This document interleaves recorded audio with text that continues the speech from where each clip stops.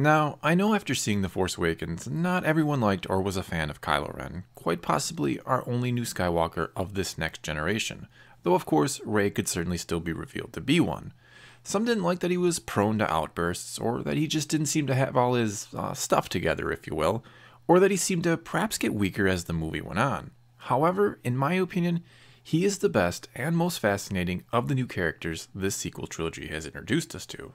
Why do I say that? Because when you stop and look at his story, or what we know of it thus far, you begin to see that he is a fractured individual, that his story could now go in so many different directions, that he could either go on to be redeemed and rejoin the light side and help defeat Snoke,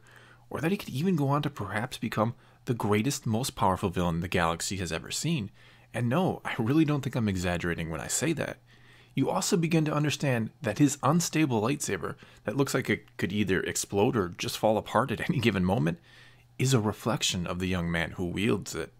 And before I go any further here, I want to let you know that any and all facts I'll be bringing up here were taken from canon sources like novels or just plain source books. That being said, there is always a chance that a tidbit about Kylo Ren from, let's say, the visual guide to The Force Awakens will simply be overlooked or ignored if the story needs it to be. That's not to say most or even all of this won't hold true. I'm just saying there's always a chance it won't if the story told within the movies demands it to be, well, overlooked. Okay, now the first thing we know about Kylo Ren was that he was born roughly 1 year after the end of the Battle of Endor, and that he was given the name Ben. Most, myself included, speculate he was given the name Ben Solo, however, that has never been 100% confirmed, and it's not impossible he either was given the name Organa, like his mother, since he would conceivably be the heir to Alderaan, not that Alderaan exactly exists anymore, or could have even been given the name Skywalker, though I highly doubt that because there's no real reason why they would do that. And speaking of Skywalkers, there are rumors, started by those who were actually there, that Luke himself showed up for the birth of his nephew, though that was never confirmed, but I'd be surprised if he didn't. And what would be interesting to know, assuming he was there, is what, if anything, Luke sensed from Ben in regards to the Force. Did Luke think him strong with the Force and encourage Han and Leia to allow him to be trained? Or did he not want to initially train Ben, no matter what kind of strength, or lack thereof, Ben may have had? This is one of the more intriguing questions we just don't have an answer to yet. What we do know is that Leia has a very strong Force connection to her son, or at least did before he was born. She even called him Little Angel, while Han referred to him as his little bandit. However, Leia also felt some type of shadow hanging over her son before he was even born, which we can only assume was Snoke, though it's not impossible it could be something else entirely, maybe even something as simple as just the dark side itself. Either way, we do know that Snoke has been watching and conceivably manipulating Ben most of his life. Now, knowing when Ben was born also means we know he's roughly 29 or 28 years old during the events of The Force Awakens, which means this puts to rest any possibility of him and Rey being twins, since sourcebooks have said she is 19. This doesn't mean they're not still siblings, however, nowhere in the canon has it really been hinted at that Han and Leia had another child, though with Rey's origin being the big mystery going into The Last Jedi, it's unlikely they would have hinted at them having another child in order to keep the secret. What has been hinted at, though, is some type of major event or tragedy within the Solo family that may have been what started to tear it apart. And yes, it could be the loss of a child, or what they thought to be the loss of a child, and though we cannot be certain about the timetable at all, it is likely around the occurrence of this tragedy that Ben was sent away to be trained by Luke. And I think the wording in The Force Awakens that he was sent to Luke is important, because it may imply an unwillingness by Ben to go and be trained, which means he may have never wanted to become a Jedi. Another thing we don't know, which I touched on just a bit before, is how willing or against the idea of training Ben Luke was, especially considering we have no idea how old Ben was when he was sent away, though if it does somehow correlate with the disappearance or presumed death of Rey, which is by no means a certainty, that would put him around the age of 14 or 15. And if Luke's line in the new trailer about how he'd only seen power like that once before does indeed refer to Ben, it means he likely did want to train him and may have ignored his own gut feelings or even the warnings of the Force ghosts about what could happen if he did train him. Then again, if Luke knows Snoke is interested in Ben, which is something either Leia would have told him considering she sensed a presence watching over him, or something Luke would have just figured out on his own, perhaps Luke felt he had no choice but to train him in hopes of keeping him away from the dark side. Unfortunately, we just have very few details about how these events played out, and why Han and Leia, as said in The Force Awakens, thought they saw too much Vader in him. Because it's interesting to note that Ben was never told while growing up that Darth Vader was his grandfather. Yes, he knew Anakin Skywalker was his grandfather, but he didn't know Anakin had become Vader. And keep in mind, only a very select few people knew the truth, and that the Skywalker twins, Luke and Leia, only entrusted Han with this information. What's really curious, but something I won't be getting into here, is how Snoke knew Vader was Anakin, because the novelization of The Force Awakens makes it very clear he does, and that he watched the rise and fall of the Empire.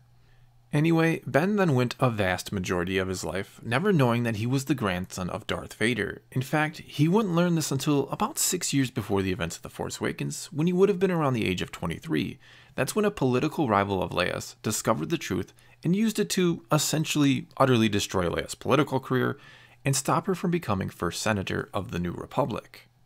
Now, we have no idea how Ben took this news, since Leia was only able to send him a message when the news broke, rather than speak to him directly about it, since at this time, again 6 years before The Force Awakens, Luke was traveling with Ben in the lesser explored parts of the galaxy, where it was not always easy to establish direct communication. As for why Luke and Ben were traveling, or what they were looking for, we can again only make assumptions, but I wouldn't think it impossible that the two were looking for the first Jedi Temple together at this point. Then again, maybe Ben already knew the truth about his grandfather, that it was one Snoke may have already told him long before this, and was one of the things he was trying to use to lure him to the dark side. However, what that does let us know is that, again, as of 6 years before The Force Awakens, Ben Solo had yet to become Kylo Ren, since he was still traveling with Luke at this point, and that one way or another, his fateful turn to the dark side and becoming a Knight of Ren likely happened around this exact same time. And I'd have to guess that when the truth came out about Anakin being Vader, the Knights of Ren, who may very well also be a group known as the Acolytes of the Beyond, who were basically a cult of Vader followers that came about after his death, sought out Vader's grandson Ben, and may very well have presented him with Vader's helmet at this point. And I make this assumption because we know the Acolytes of the Beyond had been seeking out Vader and other Sith artifacts, and that Vader's helmet would have likely been their holy grail, if you will. Another interesting note about the Knights of Ren is that one sourcebook does indeed refer to them as dark side users, which some have wondered about because they are not seen wielding lightsabers in the brief scene from The Force Awakens. I'd also guess, though The Force Awakens itself pretty much confirms this, that the first time Kylo touched that helmet, no matter when, where, or how he actually got his hands on it, he was shown a vision that showed him the power of the dark side, and this may very well have been what ultimately lured him to that side. For all we know, some remnant of Vader still attached to the helmet, and residual dark side power being attached to items has been heavily touched upon in the new canon, and this remnant may have even spoken to his grandson and been what truly turned him, and not Snoke as most of us have probably been assuming. We also know that Ben chose the name Kylo Ren. It was not given to him, though we don't know what, if any, significance the name actually has. We also know that it was Kylo and his Knights of Ren that attacked the temple and destroyed Luke's new Jedi Order. This has been stated in multiple sourcebooks and should lay to rest any theories that Luke himself was somehow responsible for what happened to his students, though in failing in Ben's training, in a sense, Luke, or at least maybe he thinks this, is still responsible. Ultimately though, we know that Kylo Ren does become the apprentice of Snoke, and that neither one of them are Sith. We also know that he joins the First Order, though much like Darth Vader, he is not a part of the formal command structure, and often butts heads with those who are, which we see in The Force Awakens where he and General Hux almost have something akin to a sibling rivalry for Snoke's attention. We also know that among the ranks of the First Order, he is known as Jedi Killer, and that he has even been tasked with hunting down any remnants of the Jedi. Another thing we know is that Snoke thinks Kylo Ren is the most promising student he's ever had, which is intriguing for multiple reasons, not the least of which is it lets us know that Snoke has likely had many students before. Snoke also believes Kylo is a focal point in the Force, between the dark and the light, and actually encourages him to draw on both aspects of the Force, which is probably why we see Kylo so conflicted and unstable in The Force Awakens. And I do think his lightsaber is a visual representation of that conflict and instability within him, because the kyber crystal that powers it is cracked, which leads us to wonder if it was cracked when he found it, or if he used the crystal from his old Jedi saber to make this one, and that when he was corrupting the kyber crystal, as dark-side users must do to make their blades crimson red, it cracked on him for some reason. And yes, we do know that Kylo made the saber himself, and interestingly enough, the rough design of it is due mostly to his inexperience in creating lightsabers, which is a very curious line from one sourcebook, because in theory, Jedi should only make a saber once and use that one for the rest of their lives. Now sure, things happen and they lose it, just ask Anakin, but it also implies to me that Kylo never built a lightsaber before on his own, which begs the question.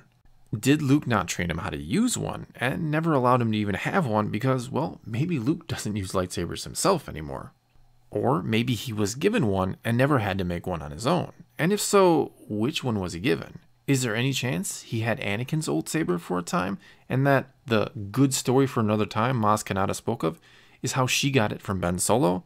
Doubtful, sure, but it would further explain why Luke was so troubled to see that saber, since the last time he saw it, it was being wielded by his nephew that would betray him.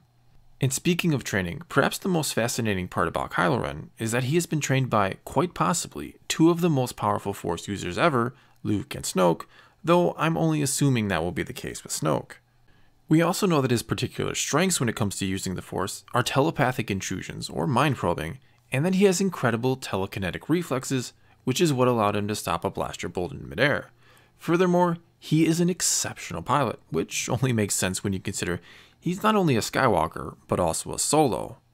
We also know that he has some type of mysterious connection to Rey, which we will almost certainly learn more about in The Last Jedi, and that I'm not going to go into here.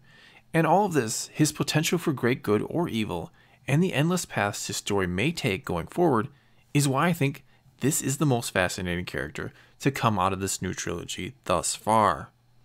Well, that's all I got for you this time. And now let me take a moment to thank my fiance, who goes by the name Sailor Naboo around here, for helping me compile all these facts, before of course asking you to let me know what you think about Kylo's mysterious past and possible future, and to leave your comments below so that we can talk some Star Wars. And until next time, thanks for watching.